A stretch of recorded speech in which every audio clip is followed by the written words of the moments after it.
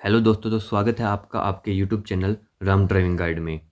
तो जैसा कि आप सभी को पता है कि हम डेली के 50 क्वेश्चन करवाते हैं बीआरओ ग्रिफ ड्राइवर के लिए, जो कि बीआरओ ग्रिफ एग्ज़ाम के लिए मोस्ट इम्पोर्टेंट क्वेश्चन रहते हैं।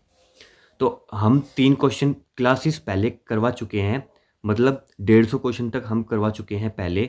अगर आपने वो वीडियो नहीं देखी है तो आप उन वीडियो को ज़रूर देख लें। उनकी प्लेलिस्ट ऑलरेडी हमें चैनल पे बना दिया है। तो आज हम करेंगे प्रश्न नंबर 151 से लेके प्रश्न नंबर 200 तक पूरे 50 क्वेश्चन। और ये सारे क्वेश्चन बीआरओ के लिए इम्पोर्टेंट रहने वाले हैं। जैसा कि कल हमने 50 क्वेश्चन पेट्रोल इंजन पे किए थे, आज के क्वेश्चन 50 डीजल इंजन पे रहने वाले हैं। तो वीडियो को बिना देरी के शुरू करते हैं। प्रश्न नंबर 151 है, डीजल इंजन का मुख्य लाभ क्या है? तो वो उच्च ईंधन दक्षता, मतलब हाई एफिशिएंसी प्रोवाइड करता है। जैसे इसलिए ही हम इनको हैवी व्हीकल जैसे ट्रक बसेस में डीजल इंजन का ही प्रयोग करते हैं। और जो पेट्रोल इंजन है वो कम दक्षता पर प्रदान करता है। प्रश्न नंबर 152 है, डीजल इंजन में किस प्रकार की इग्निशन प्रणाली का उपयोग किया जाता है? तो इसमें हम संपीड़न इग्निशन का प्रयोग करते हैं। और इसी प्रकार अगर क्वेश्चन आ जाए तो पेट्रोल इंजन की बात करें तो स्पार्क प्लग इसमें यूज होता है, तो स्पार्क इग्निशन का उसमें प्रयोग होता है। प्रश्न नंबर 153, डीजल इंजन में कौन सा ईंधन इस्तेमाल किया जाता है? तो डीजल इंजन में हम डीजल का इस्तेमाल करते हैं। प्रश्न नंबर 154, डीजल इंजन में ईंधन इंजेक्टर का क्या कार्य है? जैसे पेट्रोल इंजन में स्पार्क प्लग होता है जो जो ईंधन को जलाता है, उसी तरह जो डीजल इंजन में ईंधन इंजेक्टर लगा होता है जो कि ईंधन का फ्यूल का छिड़काव करता है। तो ईंधन को परमाणुकृत करता है, ईंधन का छिड़काव करता है। जो लिक्विड फॉर्म में हमारा डीजल होता है उनको वेपर्स में कन्वर्ट करता है। हाई प्रेशर से जब वो छिड़काव करता है तो वेपर्स में कन्वर्ट हो जाता है। तो ये 155 प्रश्न है, डीजल इंजन का सामान्य संपीड़न अनुपात क्या है? तो इसका हमारा हो जाएगा 14:1 से 22:1 तक। ये भी इंपॉर्टेंट क्वेश्चन है। प्रश्न नंबर 156 है, डीजल इंजन में ग्लो प्लग का उद्देश्य क्या है? तो जो ग्लो प्लग हमारा डीजल इंजन में होता है वो जैसे जब ठंड पड़ती है तो उसके लिए हम स्टार्टिंग में करते हैं, स्टार्ट करने के लिए ग्लो प्लग का यूज करते हैं। कोल्ड स्टार्टिंग में सहायता करता है। अगर इसमें आ जाए कि पेट्रोल इंजन में अगर कोल्ड स्टार्टिंग में कौन सहायता करता है तो वो हमारा चोक होता है। चोक हमारा पेट्रोल इंजन में हो गया और ग्लो प्लग हमारा डीजल इंजन में हो गया। ये क्या करते हैं, ये हम जब इनको ऑन करते हैं, जैसे डीजल इंजन में ग्लो प्लग को ऑन करते हैं तो जो एयर और जो फ्यूल का मिक्सचर होता है वो ज़्यादा अमाउंट में भेजना शुरू हो जाता है, जिससे वो इंजन आराम से स्टार्ट हो जाता है कोल्ड वेदर में भी, ठंडे मौसम में भी। प्रश्न नंबर 157 है, डीजल इंजन में नॉकिंग का क्या कारण है? तो वो विलंबित दहन, मतलब देरी से जब फ्यूल जलता है उसके कारण हमारी नॉकिंग होती है। प्रश्न नंबर 158 है, डीजल इंजन में ईंधन इंजेक्शन को चलाने वाला घटक कौन सा है? तो जो ईंधन इंजेक्शन को चलाता है वो हमारा इंजेक्शन पंप चलाता है। प्रश्न नंबर 159 है, डीजल इंजन में टर्बोचार्जर क्या करता है? तो टर्बोचार्जर हमारा पावर आउटपुट बढ़ाता है। प्रश्न नंबर 160 है, डीजल इंजन में किस प्रकार का शीतलन प्रणाली का प्रयोग किया जाता है? तो इसमें हमारा जल शीतलन का प्रयोग करते हैं। और अगर पेट्रोल इंजन की पूछ ले तो पेट्रोल इंजन में हमारा तरल शीतलन होता है। प्रश्न नंबर 161 है, डीजल इंजन में गवर्नर का क्या कार्य है? तो गवर्नर जो होता है वो, ये इंपॉर्टेंट क्वेश्चन है, मोस्ट इंपॉर्टेंट क्वेश्चन है। तो गवर्नर हमारा इंजन की गति को कंट्रोल करता है, उसको नियंत्रित करता है। प्रश्न नंबर 162 है, यदि डीजल इंजन बहुत कम दक्षता पर चले तो क्या होगा? तो शक्ति की हानि होगी।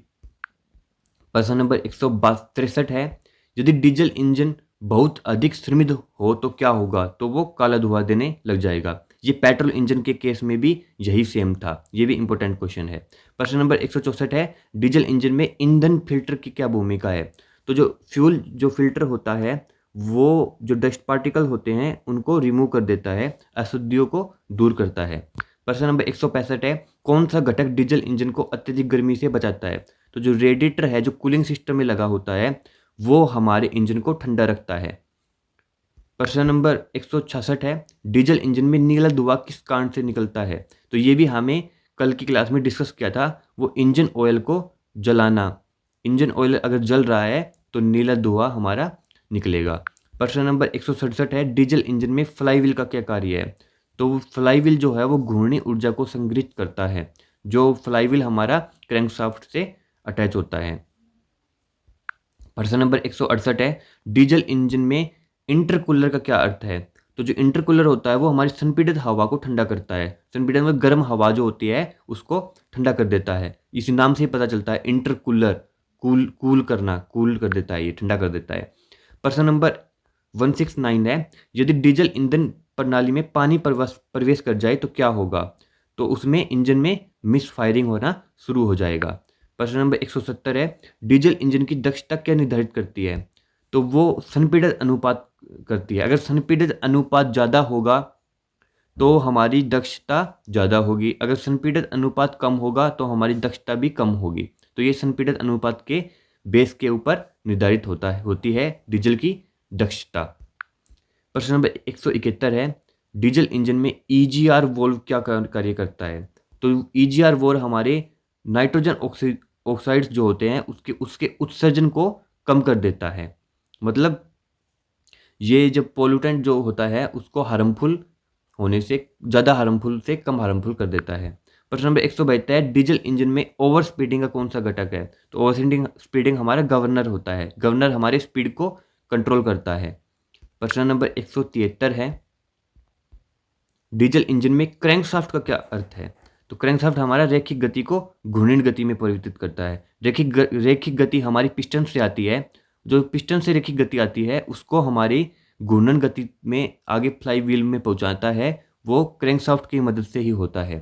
प्रश्न नंबर 174 है डीजल इंजन में पिस्टन रिंग जो होती है उसका क्या कार्य है। तो वो दहन कक्ष को शील करता है, जिससे हमारा जो नीचे का जो लुब्रिकेशन ऑयल होता है वो ऊपर बॉडी सिलेंडर बॉडी में नहीं जाता है रिंग की वजह से। रिंग मैंने बता रखी है 2 प्रकार की होती है, कंप्रेशन रिंग और ऑयल रिंग। मिनिमम रिंग हमारी 3 होती है, जिसमें 2 कंप्रेशन रिंग होती है और 1 ऑयल रिंग होती है। कंप्रेशन रिंग ऊपर 2 लगी होती है, ऑयल रिंग फिर 3rd नंबर पे लगती है, तीसरे नंबर पे। प्रश्न नंबर 175 है डीजल इंजन में ईंधन फिल्टर बंद होने से क्या होता है। तो अगर हम ईंधन ही फिल्टर बंद कर देंगे तो इंजन ही बंद हो जाएगा, उसमें फ्यूल जाएगा नहीं, तो इंजन हमारा बंद हो जाएगा।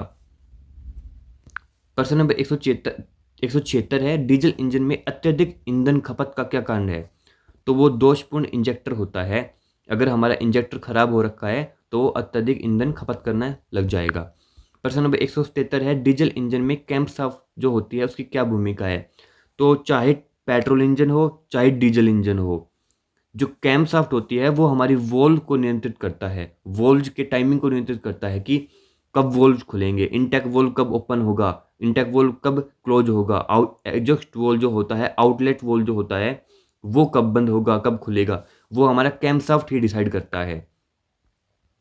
प्रश्न नंबर 178 है डीजल इंजन में ऑयल सम्प का क्या उद्देश्य है। तो ऑयल सम्प हमारा इंजन ऑयल को स्टोर करता है और ऑयल सम्प हमारा सिलेंडर के नीचे लगा होता है इस टाइप में।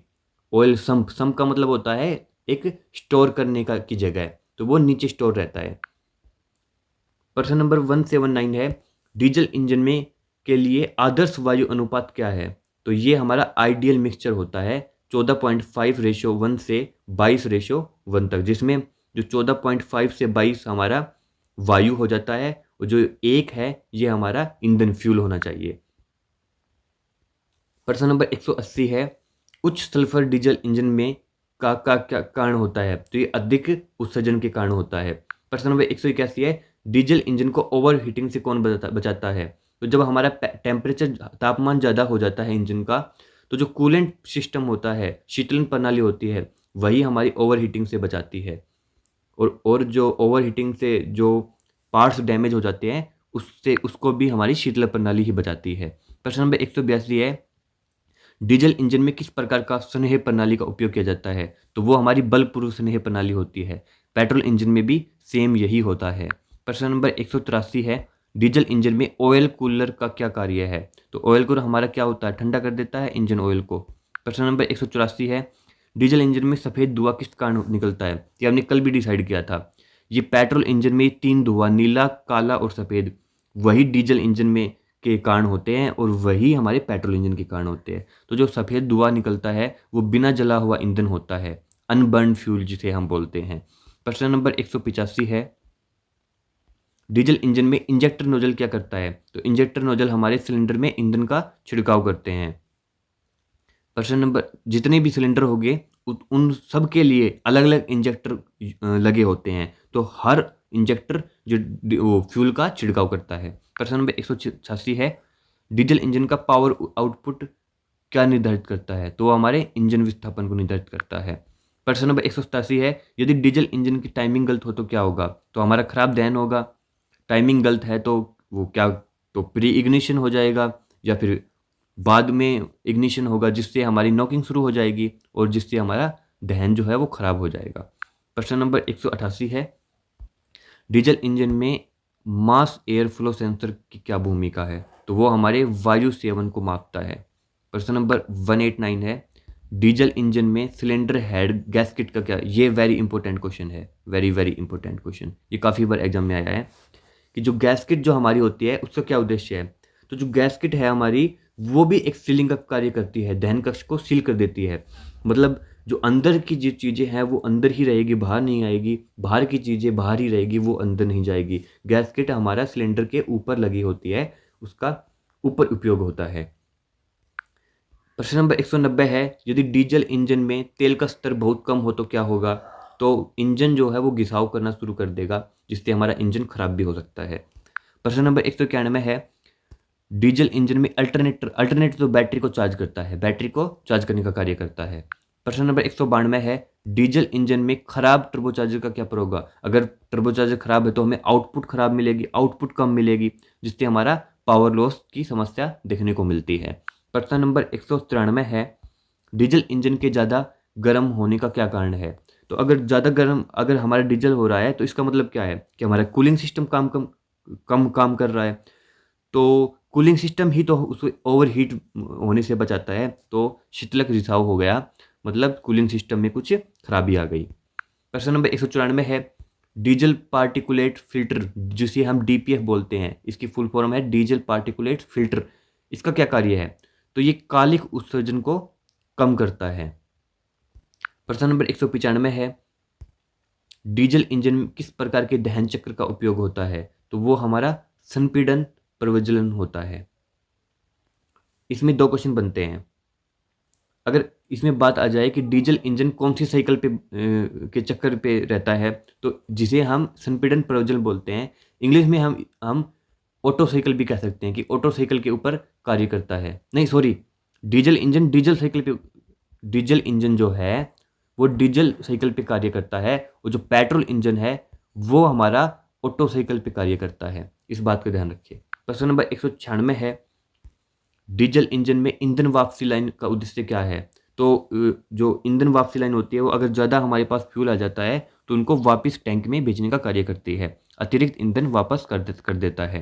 प्रश्न नंबर 197 है, यदि डीजल इंजन में टाइमिंग बेल्ट टूट जाए तो क्या? अगर टाइमिंग बेल्ट टूट जाएगी तो जो हमारे जो क्रैंकशाफ्ट जो घूमते हैं वो, और क्रैंकशाफ्ट की जो अटैचमेंट होती है वो उसमें डिसएंगेज हो जाएंगे और हमारा इंजन फेल हो जाएगा। प्रश्न नंबर 198 है, डीजल इंजन में ईंधन दबाव नियामक का क्या कार्य है? तो वो हमारे ईंधन दबाव को बनाए रखता है। प्रश्न नंबर 199 है, यदि डीजल इंजन में इंजेक्शन टाइमिंग आगे बढ़ा दी जाए तो क्या होगा? तो वो हमारी नॉकिंग हो जाएगी।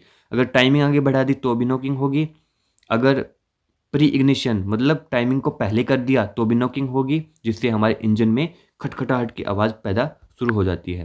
प्रश्न नंबर 200 है, आज का लास्ट क्वेश्चन है, डीजल इंजन में उच्च दबाव वाले ईंधन का उद्देश्य क्या है? तो वो हमारे उचित ईंधन इंजेक्शन को सुनिश्चित करने का कार्य करता है। ये हमारे आज के इम्पोर्टेंट 50 क्वेश्चन थे जो बीआरओ ग्रीफ एग्जाम के लिए अति महत्वपूर्ण थे। तो ऐसे ही हमारे टॉपिक वाइज चलते रहेंगे और डेली के 50 क्वेश्चन हम करवाते रहेंगे। पूरा सिलेबस इनमें इस सीरीज में जो हम सीरीज ला रहे हैं, ये जिसमें हम डेली की क्लास लाते हैं, इस सीरीज में पूरा आपका सिलेबस कंप्लीट हो जाएगा, जिसके बाद हम मैराथन भी करेंगे, थ्योरी भी करेंगे, तो और मॉक टेस्ट भी इसके हम करने वाले हैं जो कि एमसीक्यू टाइप रहेंगे।